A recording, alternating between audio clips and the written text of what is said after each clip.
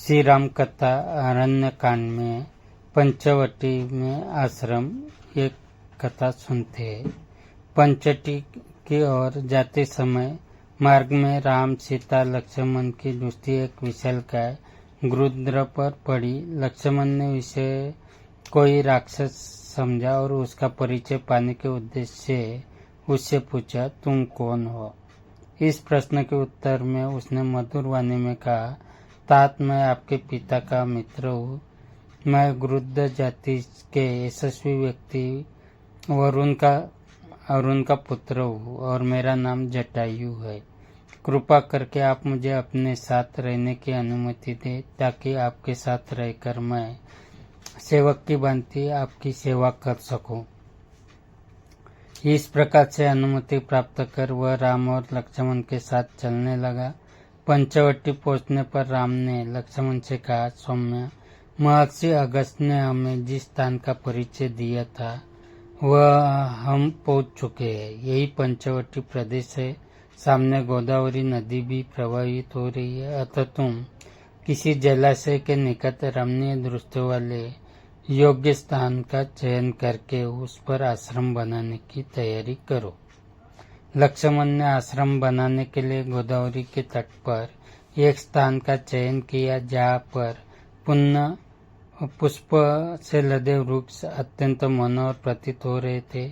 वह स्थान चारों तरफ से पुष्पों, गुल्मों तथा लता वल्लरियों से युक्त साल, ताल, तमाल, खजूर, कटहल, जलकदम, तिनिस, पुनांग, आम, अशोक, तिलक, केवड़ा, चंपा, शयन, चंदन, कंदम, पूर्णास, लकुच, दव, अश्वकर्ण, खैर, समी, पलाश आदि वृक्ष से घिरा हुआ था। निकट ही गोदावरी नदी प्रवाहित हो रही थी जिसमें हंस, कारवन आदि पक्षी विचर रहे थे। चकवे उसकी शोभा बढ़ा रहे थे और पानी पीने के लिए आए हुए मृगों के झुंड उसके तट पर छाए रहते थे। लक्ष्मण ने वहां पर लकड़ियों तथा घास फूसों की सहायता से शीघ्रतापूर्वक एक कुटिया का निर्माण कर लिया। फिर उसी कुटिया के निकट उन्होंने सुंदर लता पल्लवों की सहायता से एक और कुटिया का निर्माण किया और उसमें सुंदर स्तंभों के युक्त यज्ञवेदी बनाए। उसके बाद उन्होंने दोनों कुटियों को घेरते हुए चारों ओर कांटों की बाड़ लगा दी। इस प्रकार आश्रम का निर्माण कर लेने के पश्चात लक्ष्मण ने राम और सीता को बुलाकर आश्रम का निरीक्षण कराया। वे इस सुंदर आश्रम को देखकर अत्यंत प्रसन्न हुए। लक्ष्मण की सराहना करते हुए राम बोले, लक्ष्मण, तुमने तो इस दुर्गम वन में भी राजप्रासाद जैसा सुविधाजनक निवास स्थान बना दिया। तुम्हारे कारण तो मुझे वन में भी घर से अधिक सुख सुविधा प्राप्त हो रही है। फिर उन दोनों के साथ बैठकर राम ने यज्ञ कुटीर में हवन किया। वे वहां सुखपूर्वक रहने लगे और लक्ष्मण दत्तचित होकर उन दोनों की सेवा करने लगे। इस प्रकार वहां पर शरद ऋतु के 2 मास सुखपूर्वक व्यतीत हो गए।